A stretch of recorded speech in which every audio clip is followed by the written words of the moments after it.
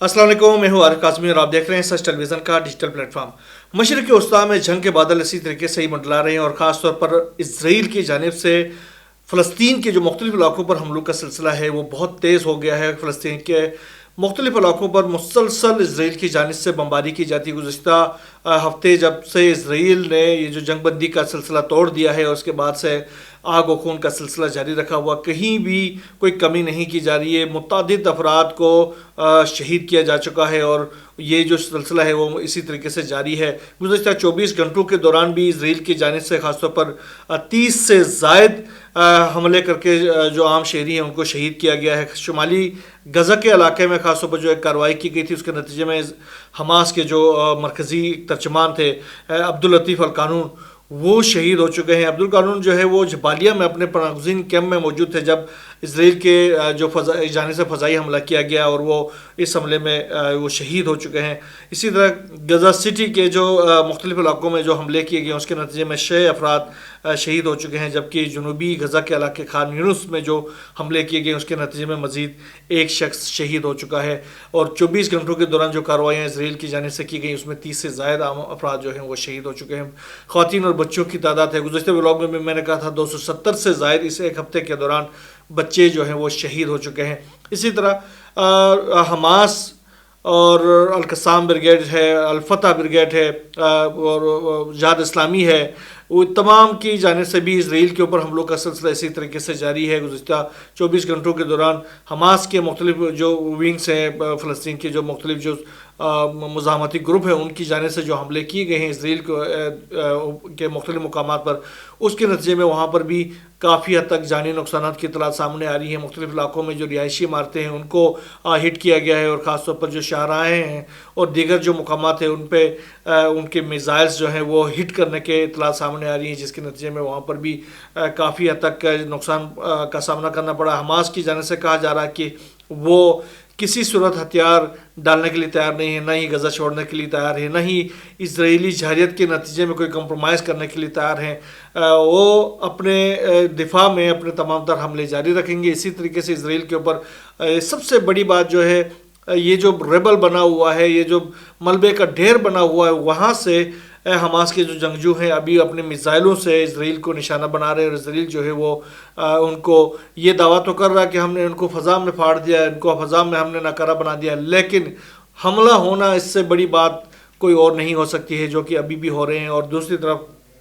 एक भी जो इसराइली यरगमाली है हमास के कैद में वो रिहा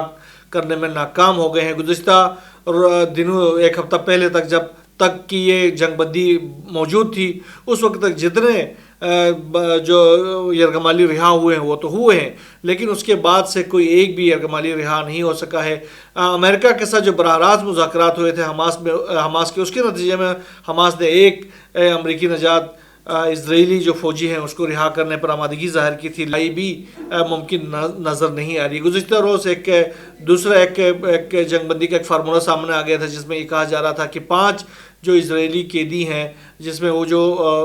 अमरीकी नजात कैदी भी है वो शामिल है, उनको रिहा किया जाएगा, लेकिन उसके नतीजे में इसराइल जो है वो मज़ीद 2 से 3 हफ्तों के लिए जंग बंदी करेगा, लेकिन अभी तक उस हवाले से कोई पेशरफ सामने नहीं आई है। दूसरी तरफ अमेरिका इसराइल के विषय पर हम जो लुबनान के मुख्तलिफ इलाके हैं उनके ऊपर हमलों का सिलसिला अमेरिका की जानिब से भी जारी रखा गया है। गुज़श्ता 24 घंटों के दौरान जिस तरीके से जो कार्रवाइयाँ की जा रही हैं अमेरिका की जानिब से, उसमें ख़ास तौर पर 30 से ज़ायद हमले यमन के मुख्तलिफ इलाकों में किए गए, ख़ासतौर पर सदा के ऊपर, सना के ऊपर, हुदैदा के ऊपर, दीगर गवर्नर्स के ऊपर, जिसके नतीजे में वहाँ पर आम जो शहरियों की जानी और माली नुकसान हुए हैं। ख़ासतौर पर हमलों में सिविलियन आबादी को निशाना बनाया गया, तालीमी और सेहत के जो इदारे हैं उनको निशाना बनाया गया और एयरपोर्ट्स को निशाना बनाया गया। ख़ासतौर पर जो सद्दा का इलाका है उस पर 17 हमले किए गए हैं अमेरिका की जानिब से, और सुबह इमरान के सफियान ज़िले पर 2 हमले किए गए हैं, जबकि जो सना के जो बैनुल-अक़वामी हवाई अड्डा है उसके ऊपर 8 अमरीकी फ़िज़ाई हमले किए गए हैं, जिसके नतीजे में उनकी जो इंफ्रास्ट्रक्चर है उसको नुकसान पहुंचा है। अमेरिका की जानिब से मुसलसल ये दावे तो किए जा रहे हैं कि हमने हौसी अंसारुल्लाह फोर्सेस के जो अहम रहनुमाओं को निशाना बनाया है, लेकिन ऑन ग्राउंड अभी तक कोई इस तरह की اطلاعات سامنے نہیں آئے کہ وہاں پر کوئی جو حوثی کوئی لیڈر شہید ہوا ہو. حوثی گزشتہ روز انہوں نے بڑے دعویٰ کیا تھا کہ حوثی انصار اللہ فورسز کے جو کمانڈر ہیں سید بدر الدین الحوثی ان کو شہید کرنے کا، لیکن گزشتہ روز انہوں نے باقاعدہ طور پر اپنے افطار کی تقریر کی. افطار کے دوران وہ تقریر کرتے ہیں، سحری کے دوران وہ تقریر کرتے ہیں، اپنے عوام سے مخاطب ہوتے ہیں اور ان کو حوصلہ دے دیتے ہیں کون سے ان ہونے کی کوشش کرے تاکہ ان کو چن چن کر نشانہ بنایا جا سکے. اور اس حوالے سے وہ دھمکیاں بھی دے رہے ہیں اور وہ پیغامات بھی دے رہے ہیں، وہ دعوتیں بھی دے رہے ہیں کہ آئیں ذرا گراؤنڈ میں آ کے ہمارے ساتھ لڑنے کی کوشش کرے. باقی ہم نے جو USS ہیری ٹرومین کو نشانہ بنایا ہے وہ تو مزید نشانہ بنایا جائے گا. 2 فوجی آپریشنز کا یمن کے تحریک انصار اللہ کی جانب سے بھی دعویٰ کیا گیا. ایک آپریشن میں USS ہیری ٹرومین کو ایک بار پھر نشانہ بنایا گیا ہے، اس کے ساتھ وہاں پر موجود دیگر ڈسٹرائرز اور ایئر کرافٹ کیریئرز کو بھی نشانہ بنانے کا دعویٰ کیا گیا. دوسری طرف تل ابیب میں اہم فوجی اہداف کے اوپر یمنی تحریک انصار اللہ کی جانب سے حملے اور اس کو نشانہ بنانے کا دعویٰ کیا گیا ہے. حوثی ترجمان کا کہنا ہے کہ امریکی جارحیت کے خلاف مزاحمت جو ہے وہ جاری رہے گی اور اسرائیلی جہاز رانی کو روکنے، غزہ پر اسرائیلی حملے اور معاصرے کے خاتمے تک اسرائیل کے خلاف جو جنگ ہے وہ جاری رہے گی حوثی انصار اللہ فورسز کے. تو یہ جو سلسلہ ہے وہ رکتا ہوا دکھائی نہیں دیتا. امریکہ جو ہے وہ B-52 بمبار طیارے، B-2 بمبار طیارے جو ہے وہ نیوکلر بمبار طیارے حوثیوں کے خلاف حملوں میں استعمال کر رہا. انتہائی ہیوی قسم کے بموں کا استعمال کیا جا رہا، بنکر بسٹر بمز جو ہے وہ استعمال کیے جا رہے ہیں، لیکن اس کے باوجود جو ہے وہ امریکہ اپنے اہداف کو حاصل کرنے میں ناکام رہا. گزشتہ رات کی اگر ہم بات کریں تو گزشتہ رات حوثیوں نے تقریباً 8 گھنٹے تک مسلسل امریکی اہداف کے اوپر حملے کر کے امریکہ کو یہ بتانے پر یہ باور کرایا ہے کہ ہم آپ کو نہیں چھوڑیں گے اور آپ کو اس علاقے سے ذلیل و رسوا کر کے نشانہ باہر دھکیل دیں گے. دوسری طرف انہوں نے خاص طور پر سعودی عرب کے اندر جو موجود ان کا آرامکو ہے جو کہ امریکہ کے جو آئل ریفائنری ہے جو کہ دنیا کی جو تیل کی جو تجارت ہے اس میں ایک بہت بڑا سٹیک ہے آرامکو کا، اس کو نشانہ بنانے کی دھمکی دی ہے، جس کے بعد سے وہاں پر بھی ریڈ الرٹ ہے. اور خاص طور پر دیگر جو UAE کے اندر جو امریکی بیسز ہے، قطر کے اندر امریکی بیسز ہے، بحرین کے اندر جو امریکی بیسز ہے، وہ سب بھی اس وقت خطرے کے الارم بجائے جا رہے ہوتے ہیں اور وہ انتہائی خطرے میں ہے، کیونکہ حوثی انصار اللہ فورسز کی جانب سے یہ کہا گیا ہے کہ اس علاقے کے اندر ان ممالک کے جو عوام ہے وہ ان بیسز کے قریب جانے سے گریز کرے، کیونکہ ہم کسی بھی وقت ان کو نشانہ بنا سکتے ہیں. گزشتہ روز حوثی انصار اللہ کے ایک اہم ترین رہنما نے یہ کہا تھا کہ ہم آنے والے دنوں میں امریکہ کو ایک بہت بڑا سرپرائز دیں گے، جس کا یہ جو سرپرائز ہوگا وہ امریکہ کے لیے کوئی عام سرپرائز نہیں ہوگا. امریکہ کو بہت ہی حیرت انگیز قسم کا سرپرائز ہوگا اور امریکہ جو ہے وہ اس کے جو اثرات ہیں وہ صدیوں تک وہ بھگتتا رہے گا. دوسری طرف شام کے اوپر اسرائیل کی جو حملوں کا سلسلہ وہاں پر بھی جاری ہے. شام اب تو جو نئی گورنمنٹ ہے احمد الشرح کی گورنمنٹ آئی ہے جو کہ ایک طرح سے پرو اسرائیل گورنمنٹ ہے. اس کے باوجود جو نیتن یاہو کے جو فورسز ہیں وہ شام کے مختلف علاقوں میں اپنے اہداف کو نشانہ بنا رہے ہیں. جہاں جہاں بشار الاسد کی جو فورسز کی جو باقیات موجود ہیں یا ان کے اسلحہ موجود ہیں ان کے اوپر حملے کیے جا رہے ہیں. شام کی وزارت خارجہ نے گزشتہ روز جو حملے کیے گئے تھے اس کی مذمت کی، اسے قومی خود مختاری اور بین الاقوامی قانون کی صریح خلاف ورزی قرار دے دیا ہے. یہ مذمتوں کی حد تک ابھی آ تو گئے ہیں، لیکن کارروائی کر کے یا اس کی کوئی جوابی کارروائی کے حوالے سے ابھی تک احمد الشرح کی گورنمنٹ جو ہے وہ خاموش ہے. دوسری طرف یمن جنگ کے حوالے سے جو گزشتہ روز ایک بڑا اہم انکشاف ہوا تھا کہ جب یمن کے اوپر حملے کر رہے تھے تو اس سے پہلے جو میسج سینڈ کیا گیا تھا امریکی وزیر دفاع کی طرف سے، امریکی اور خاص طور پر جو امریکی قومی سلامتی کی مشیر مائک والٹز کی طرف سے، تو وہ اس کے حوالے سے جو کنٹروورسی ہے وہ بہت بڑے پیمانے پر پھیل گئی ہے. امریکہ میں ٹرمپ انتظامیہ کے لیے ایک بہت بڑا بلو ثابت ہو رہا ہے. یہ جو میسیجز کا جو میسیجز لیک ہوئے تھے، سگنل لیک کا نام دیا گیا. خاص طور پر یہ سگنل ایک میسیجنگ ایپ ہے امریکہ کے اندر یوز کی جاتی ہے. تو والٹز نے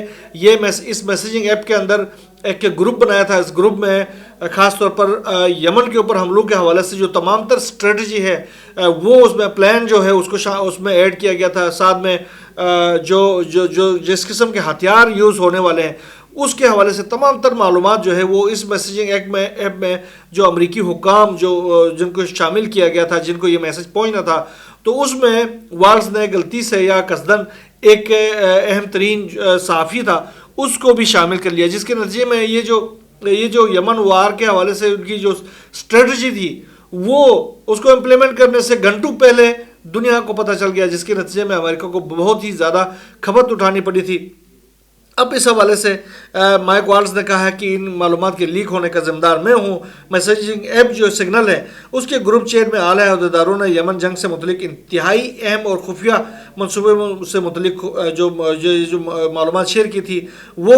دانستہ یا نادانستہ طور پر عوام میں لیک ہو گئے اور انہوں نے یہ کہا کہ میں پوری ذمہ داری لیتا ہوں، میں نے گروپ بنایا سگنل ایپ پر، ایک چیٹ گروپ بنا کر میں نے غلطی کی جس کی وجہ سے یمن پر امریکی حملے کی منصوبہ بندی کی تفصیلات جو ہے وہ منظر پر آئی، اور ایک تو یہ بڑی غلطی ہے، یہ جو ان کی جو اہم ترین جو معلومات تھے وہ لیک ہو گئے۔ دوسری طرف جو ٹرمپ ایڈمنسٹریشن کے اہم ترین جو حکام ہیں ان کے جو پرائیویٹ جو ڈیٹا ہے وہ لیک ہو گیا ہے۔ یہ دوسرا ایک بڑا مسئلہ ان کے لیے سامنے آ گیا ہے، خاص طور پر یہ جو سینئر سیکیورٹی مشیر ہیں ان کا جو پرائیویٹ ڈیٹا ہے، ان کا فون نمبر ہے، ان کے ای میل ایڈریسز ہیں، ان کے پاسورڈز ہیں، یہ تمام جو ہیں وہ میسیجنگ ایپ کے ذریعے وہ اب عوام کے لیے حاصل ہو گئے۔ وہ خاص طور پہ یہ جو ڈیٹا ہے وہ سرچ سروسز اور ہیک شدہ ڈیٹا بیس کی مدد سے آرام سے کوئی بھی بندہ جو ہے وہ اب حاصل کر سکتا ہے۔ یہ جو اہم رہنماؤں کے خاص طور پر جو ڈیٹا ہیک ہو گیا ہے ان میں سے تلسی گبارڈ ہے اور مائک والز ہے اور اس طرح دیگر ہیں، ان کے جو فون نمبر سے مبینہ طور پر میسیجنگ سروسز خاص طور پر واٹس ایپ اور سگنل کے اکاؤنٹس سے منسلک تھے، جس کے نتیجے میں اس کے تمام تر ڈیٹا جو ہے وہ عام لوگوں تک آسانی سے میسر ہو گیا۔ رپورٹ میں یہ بھی بتایا گیا کہ ان تینوں کی جو ڈیوائسز تھی وہ سپائی ویئر نصب ہونے کے ان کے اس میں ڈیوائسز میں سپائی ویئر بھی نصب تھا، تو یہ چیزیں ہو گئی۔ دوسری طرف امریکی جو نگران ادارے ہیں امریکن اوور سائٹ، اس نے ٹرمپ انتظامیہ کے اعلیٰ عہدیداروں کے خلاف ایک مقدمہ دائر کیا ہے۔ یہ مقدمہ کیوں دائر کیا گیا ہے؟ وہ مقدمہ اس لیے دائر کیا گیا ہے کہ انہوں نے جو یمن کے اوپر جو حملوں کی جو معلومات تھی وہ انہوں نے انتہائی بونڈے طریقے سے انہوں نے سرکولیٹ کی، جس کے نتیجے میں وہ سگنل ایپ کے ذریعے جو انہوں نے سرکولیٹ کی اور اس میں صحافی کو ایڈ کر دیا، جس کے نتیجے میں وہ دنیا تک پہلے ہی افشاں ہو گیا امپلیمنٹ ہونے سے پہلے۔ تو اس کے خلاف یہ جو اوور سائٹ ہے امریکن اوور سائٹ جو کہ نگران ادارہ ہے، انہوں نے ٹرمپ ایڈمنسٹریشن کے اس حوالے سے تمام تر ذمہ داران کے خلاف مقدمہ دائر کیا۔ مقدمے میں وزیر دفاع، ڈائریکٹر انٹیلیجنس، CIA کے ڈائریکٹرز، وزیر خزانہ اور وزیر خارجہ کو باقاعدہ طور پر نامزد کر دیا گیا ہے، اور ان کے اوپر یہ الزام عائد کیا گیا ہے کہ امریکی عہدیداروں نے یمن پر حملے کے جو فوجی منصوبے تھے اس پر بات چیت کے لیے میسیجنگ ایپ سگنل کا استعمال کیا، اور یہ اس بونڈے طریقے سے اس کا استعمال کیا گیا کہ اس کی جو معلومات تھی وہ فوری طور پر امپلیمنٹ ہونے سے 2 سے 3 گھنٹے پہلے ہی دنیا تک اس کی یہ معلومات پہنچ گئی، لہٰذا ان لوگوں یہ جو ہے نیشنل سیکیورٹی کے لیے یہ خطرہ ثابت ہوئے ہیں، لہٰذا ان کے خلاف مقدمہ درج کیا جائے۔ تو یہ اس طرح ان کے خلاف مقدمہ درج کیا گیا ہے۔ ٹرمپ نے اپنے جو تجارتی جو ہے اس کا سلسلہ بھی ختم نہیں کیا ہوا ہے۔ ابھی جو امپورٹڈ گاڑیاں ہیں اس کے اوپر 25% ٹیکس عائد کرنے کا اعلان کر دیا، اور اس کے حوالے سے انہوں نے باقاعدہ دستخط کر دیے ہیں۔ اب لامالہ امپورٹڈ گاڑیاں خاص طور پر یہ جو الیکٹرک گاڑیاں ہیں وہ تو چائنا سے آتی ہیں، تو جس کے نتیجے میں چائنا اور امریکہ کے درمیان جو ہے کشیدگی آگے مزید بڑھ سکتی ہے۔ چائنا نے ویسے بھی امریکہ کے اوپر ریٹالیٹ کرنے کا اعلان کیا ہوا ہے۔ ٹرمپ کی جانب سے جو ٹیرفس عائد کی گئی اس میں خاص طور پر امریکہ سے جو باہر بنائے جانے والی تیار کی جانے والی جو گاڑیاں ہیں اس کے اوپر 25% ٹیرف عائد کی گئی۔ جو امریکہ میں جو گاڑیاں بنائی جا رہی ہیں ان کے اوپر کوئی ٹیکس نہیں ہوگا، تو یہ ایک صورتحال نئی صورتحال ہوگی جو کہ آگے جا کر ٹرمپ ایڈمنسٹریشن کے لیے ایک نیا مسئلہ کریٹ ہو سکتا ہے، امریکہ کے لیے مسئلہ کریٹ ہو سکتا ہے، کیونکہ دنیا کی جو دیگر ممالک جو امریکہ کو گاڑیاں جو برآمد کرتے ہیں وہ اب امریکہ کے اوپر بھی ٹیرفس عائد کریں گے، اور اس کے ساتھ ہی امریکہ کے جو اسٹاک ایکسچینج اور اس کی جو اکنامک ایکٹیویٹی ہے وہ اس کے اوپر بھی ایک روک لگ سکتا ہے۔ دوسری طرف جو جنوبی کوریا میں جو جنگل میں آگ لگی ہوئی ہے وہ آگ جو ہے وہ بہت شدت کے ساتھ آگے بڑھتی جا رہی ہے، خاص طور پر گزشتہ 24 گھنٹوں کے دوران اس میں جو آگ کی شدت ہے وہ تقریباً 35,810 ایکڑ سے زیادہ رقبے پر پھیل گیا ہے، اور یہ جو آگ لگی ہوئی ہے اس کے نتیجے میں اب تک 26 سے زائد افراد جو ہیں وہ ہلاک ہو چکے ہیں، جبکہ 27,000 سے زائد افراد جو ہیں وہ بے گھر ہو چکے ہیں، وہ نقل مکانی پر مجبور ہو گئی. یہ آگ جو ہے مزید پھیلتی جا رہی ہے، اس کو آگ کو بجھانے کے لیے جنوبی کوریا کے حکام کی جو ابھی تک کی کوششیں ہیں وہ ناکام ثابت ہوگی. بہرحال جو بھی نئی ڈیولپمنٹ سامنے آتی رہیں گی انشاءاللہ مشرق وسطیٰ کے حوالے سے، ایران اور امریکہ کی کشیدگی کے حوالے سے، یوکرین جنگ کے حوالے سے انشاءاللہ ہم آپ سے شیئر کرتے رہیں گے. یہاں بس اتنا ہی. اللہ حافظ.